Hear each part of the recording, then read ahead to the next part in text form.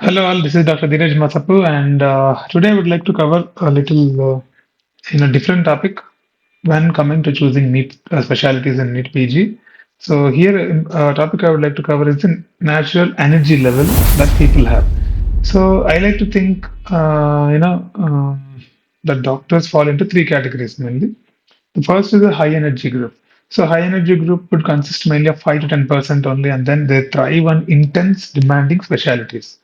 Okay, and then there is a middle group, which consists of the majority, like 70 to 80% of people who have moderate energy level. And then there is the last 20 to 30% who feel more comfortable with lower energy and they want more predictable settings. So these are the three categories of people based on energy level we can differentiate. So, okay, the idea is very simple. If you know which category you're falling into and you choose specialty which aligns with that energy level of you, then your life will be more happier and you'll be more successful in longer run. And by chance, if you're a low energy person and you are actually doing something which requires higher energy, then you might become mismatched. But there are people who have changed their personalities or changed into different people persons during the training. I've seen multiple people becoming like that. All those things are there, but intrinsically, some energy level also depends upon your genetics also. So that nobody can change. But 20 to 30% of people usually are in the training period, they change. Okay, so that's about this video. So now I think you understood the concept behind. So high energy loving people. So coming to high energy specialties, which are better? So see, this video is for you to get an idea. I might miss few specialties, but the thing is like try to understand the essence of it. Okay, so first I'll keep general surgery and the allied MCH like neuro, cardiac, onco, gastro, or in all these MCH and all these surgeries coming to all these surgeries would require long OT hours and then there will be emergencies. So neurosurgery, though, like night also they might have to come. Emergencies, trauma calls would be there. So like there are some orthopedicians also are doing a lot of joint replacement surgeries. So all these people would require that high energy because it's not only the surgery, post-op management, they have to see complications, they have to handle night, some cardiac issue comes again, even though it's a cardiac issue, but the surgeon actually ends up coming there to deal that and talk to relatives and all that. So you require high energy for all the surgical specialties. Okay. Second is OBG.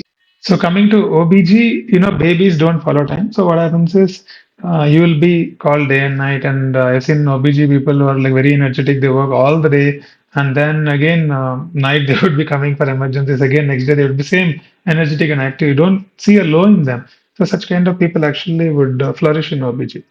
So that is the specialty for high energy people.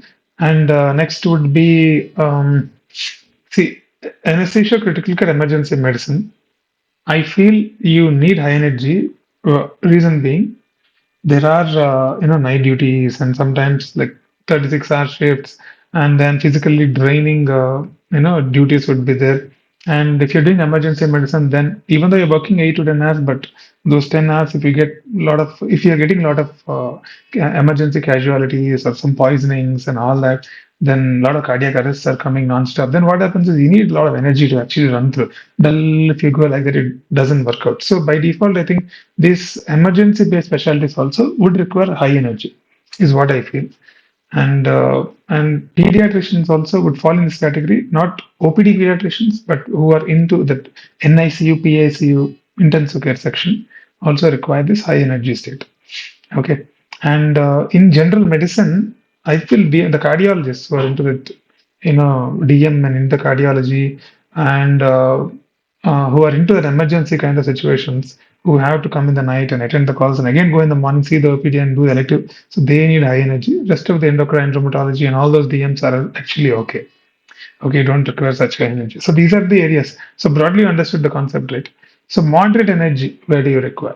Like, there are so many specialties where, like for example, you can take dermatology, psychiatry, radiology, or you can also keep your, radiation oncology, transfusion medicine, nuclear medicine, and subjects of pathology if you're like having your own labs. And you can also keep your orthopedic, sports medicine, palliative medicine, rehabilitation. All these things you can keep in this moderate energy. You don't require so much high energy. You can actually, with a moderate stamina and energy, you can actually manage all these specialties, is what is my personal feeling.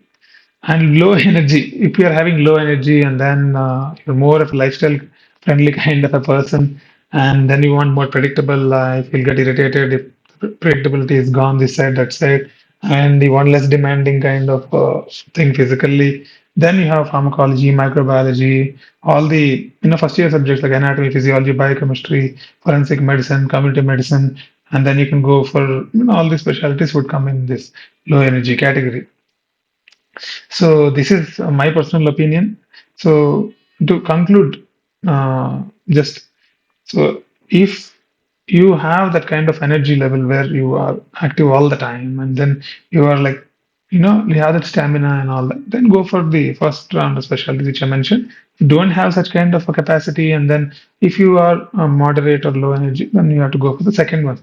But the thing is, people change also. I have seen many people taking up some specialty. Sometimes I feel, "Arey yaar, this guy, why did he take this specialty? His energy level is not matching that." But still, they transform themselves and then they became the kind of person that specialty requires. All those things also I've seen.